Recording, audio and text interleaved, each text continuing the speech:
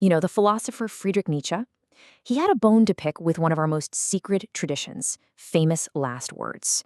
He argued that our obsession with them isn't really about finding truth at all, but about us taking part in a deeply dishonest performance. So let's dive into this really provocative idea of his. Think about it. What if all those famous last words, the profound ones, the witty ones, what if they aren't this flash of ultimate truth, but just a final staged act? Well, that's the question at the heart of Nietzsche's argument in his work, The Gay Science. And wow, it really challenges everything we think we know about a so-called good death. So, why are we so captivated by last words anyway? From Socrates all the way to Steve Jobs, we lean in close, right? We're hoping for that one last nugget of wisdom, some key that's going to unlock the meaning of a whole life. Nietzsche had a very specific name for this powerful, deep-seated need. He called it an atavistic hunger. And atavistic, that's a word that suggests something really, really old, something primal, almost instinctual. It points to this deep-seated belief we have that the moment of death brings some kind of special clarity, a final truth that the rest of us just can't access. So yeah, it basically means we're reverting to this ancient ancestral way of thinking. This isn't some new trend. It's been baked into humanity for ages. And for Nietzsche, the real question was, why? Why do we do this? Well, it really boils down to a few key things. We're looking for a reason, a final why that can make sense of the whole tragedy of a lifetime, as he puts it. It gives us a sense that a person's struggles were all worthwhile. We need to believe that in that final moment, you get this noble clarity. Okay, but this is exactly where Nietzsche comes in and just tears the whole stage down. He basically said, nope, this isn't noble at all. It's actually deeply dishonest. For him, it wasn't a moment of truth. It was just theater. And frankly, he was disgusted by it. And you can really see the huge gap between our romantic hopes and what Nietzsche saw as the grim reality. On one hand, we're hoping for some heroic final summary. But what did Nietzsche see? A shriveled spirit, someone totally exhausted, maybe even delirious? Where we're looking for some unconditional truth, he saw a desperate lust for possession, a last-ditch effort to control one's own story. And this is maybe Nietzsche's most brutal point.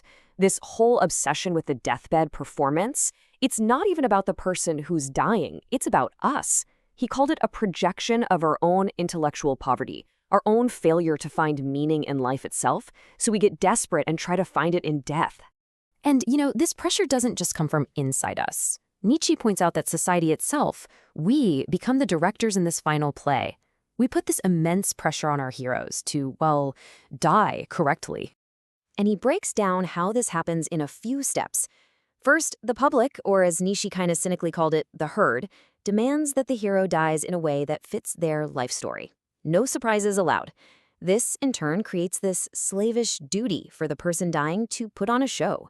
And then finally, history comes in and cleans it all up, polishing the final words to make sure they fit the official narrative. And what happens if they don't play along? Well, the consequences are pretty severe. If a hero's last words are just normal or confusing or totally out of character, Nietzsche says we basically murder the memory of how they actually died.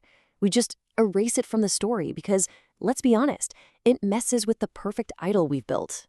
So after completely demolishing our obsession with death, Nietzsche doesn't just leave us there. He offers this really powerful alternative.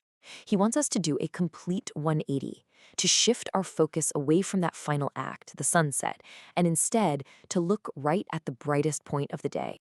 And it's really as simple and as profound as this. Stop valuing the last words and start valuing the best moments. The moments when someone is at their peak strength, their peak creativity, their peak vitality. That, for Nietzsche, is where the real meaning is.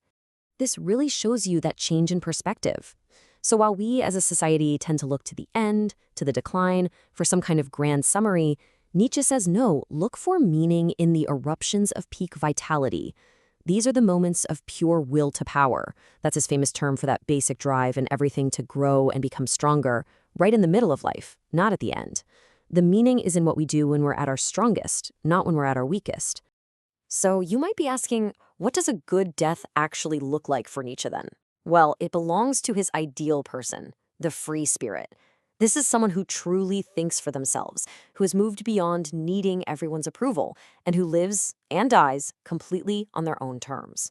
So, this free spirit, they have what Nietzsche calls the hardness to face death without needing some neat and tidy purpose or a final soundbite for the history books. They refuse to perform for the crowd, and by doing that, they keep their sovereignty, their control over their own life. Their whole focus was on being this dynamic force in life, not on crafting a perfect final scene. And honestly, they actually find a kind of joy in knowing that a messy, complex life can't be, and really shouldn't be, boiled down to one simple sentence. And all of this leads to Nietzsche's ultimate powerful conclusion. The highest sense of power isn't about coming up with the perfect last words. It's about living a life that is so full, so authentic, that your last words don't even matter. They're totally irrelevant. Your life has already said everything that needed to be said. And that really leaves us with a pretty challenging question, doesn't it? When you think about your own life, how much of what you do is shaped for some future audience, for how it will look later? Are you living for some big finale?